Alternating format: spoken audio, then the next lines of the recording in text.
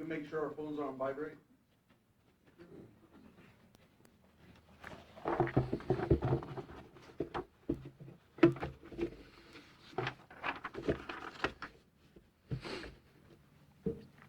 Good morning, everyone.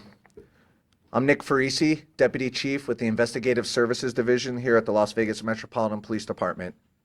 And today, we're here to brief you on a recent sex trafficking operation we conducted earlier this month. Our Sheriff, Kevin McMahill, has made human and sex trafficking one of LVMPD's priorities. The men and women who work in the Vice section take a victim-centered approach to investigating these crimes. We work hand in hand with advocates to try and offer solutions to get victims away from their traffickers while simultaneously arresting those who profit and prey off of the victims in our community.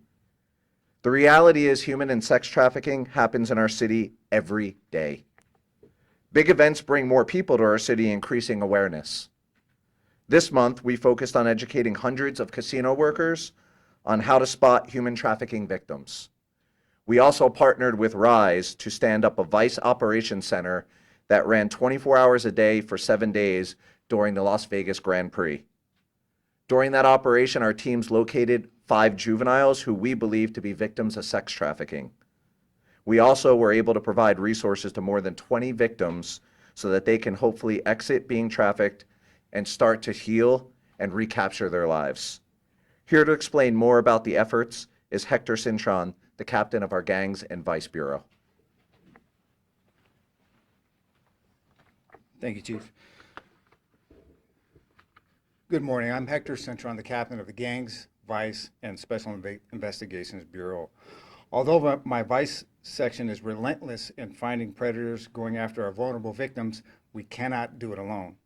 Our Southern Nevada Human Trafficking Task Force is a multi-agency collaboration along our local, state, and federal partners. I want the community to understand that this is not a crime that is specific to our tourist corridors. It's occurring in our neighborhoods beyond the Strip. And I want to explain what it means when we say we take a victim-centered approach to sex trafficking. It means our victim advocates respond with us to the scene and immediately offer services to every victim. Our advocates do not work for LVMPD, they're our partners. So they can connect with victims to offer resources to leave this lifestyle. At times, some of these victims may not even view themselves as victims. It's important to realize that there's a psychological component to this crime, whether it's sexual abuse at a young age or a predator targeting an emotionally vulnerable victim. Earlier this month, we conducted a sex trafficking operation during the week of the Las Vegas Grand Prix. We committed our full resources of the Vice sections to enforcement on targeting those that prey on the vulnerable. We ran 12-hour shifts for 7 days in conjunction with our partners at RISE, who manned a human trafficking hotline 24/7. During this operation, we arrested 36 individuals for pandering, or more commonly known as sex trafficking, 31 people who were trying to purchase sex for money, 7 individuals for luring a child or soliciting a minor. This was part of a covert operation where the sex buyer believed they were meeting an underage victim for sex. 215 victims were identified and offered services ranging from emergency housing to legal protection from their trafficker. Unfortunately, only 21, or about 10%, accepted these services, but it's not uncommon. It often takes multiple contacts with these victims before they are ready to accept these kinds of services and help. As the chief said earlier, we also recovered 5 juveniles. Before this operation, we trained workers at hospitals, airlines, hotels, nightclubs, and multiple community groups to spot the signs of sex trafficking. Here's what you, our community, can look for. Does a person appear to be disconnected from family or friends? Do they appear fearful or controlled by someone else? Are they missing school or dressed up to appear older than they are? Or are they going out by themselves in public late at night? And lastly, for parents and guardians, check your kids' phones. See who they're texting. See who they're taking calls from. see who they're speaking and corresponding with in social media. It's important. Have those conversations with your kids. It's important. If you or anyone you know may be a victim of sex trafficking, please call or text our partners at RISE at 702-936-4004.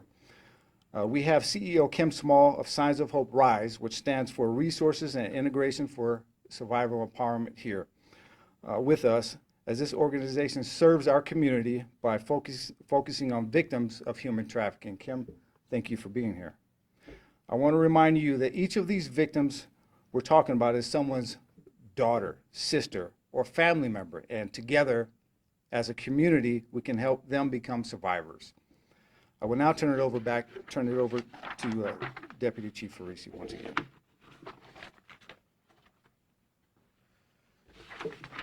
Thank you, Hector. And thank you, Kim, for being our partner and standing here with us today.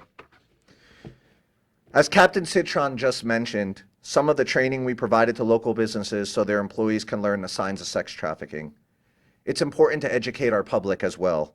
A public awareness campaign will soon launch locally to help increase awareness and teach everyone the signs to look for sex trafficking.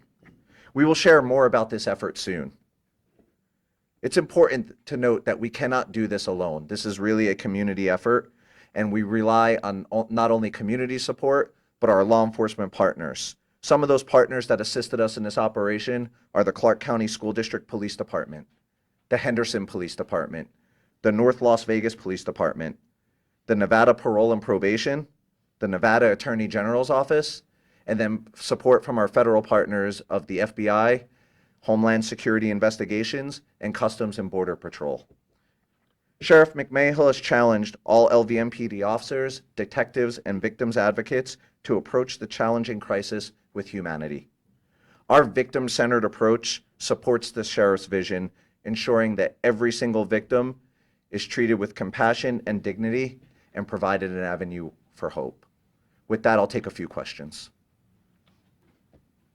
Is there a similar plan for the Super Bowl that's going to be happening here? Yeah, that's a very good question. Thank you for that. And we are partnering with the NFL, and we plan to announce something soon where we'll be working in conjunction with the NFL and other community partners to combat human trafficking.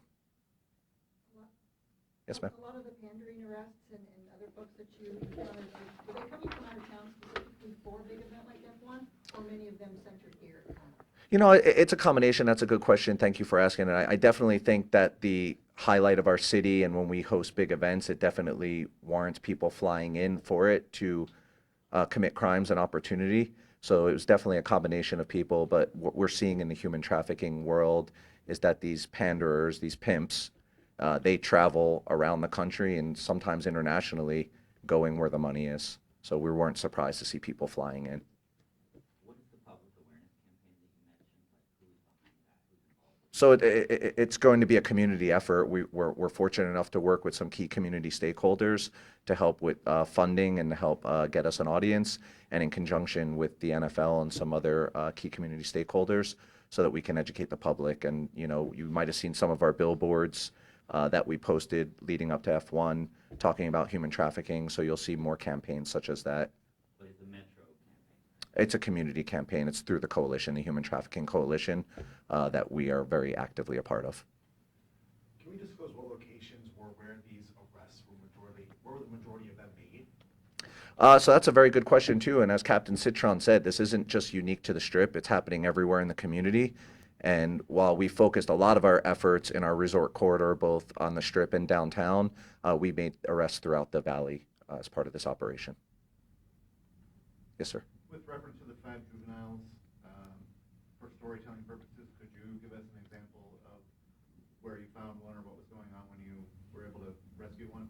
Yeah, I can't get into very to detailed specifics, but let's think about that. I mean, I'm a husband and I'm a father and I have a young daughter. I mean, we're talking juveniles here, and these are 5 juveniles that were reported as runaways that we came into contact with in various operations, both on the Strip and then in other areas of town, that are running away from a bad situation, and then they're being preyed upon by human traffickers. So we're just very fortunate enough to get them off the streets, get them away from their human traffickers, and get them back to their loved ones. And then in addition to that, let's not forget about the people that were willingly targeting juveniles. They knowingly were going thinking they were meeting a juvenile for the purposes of sex. So we just cannot tolerate that in our community. Thank you very much for your time. Are you gonna tell us their names, the people you got arrested? Thank you very much.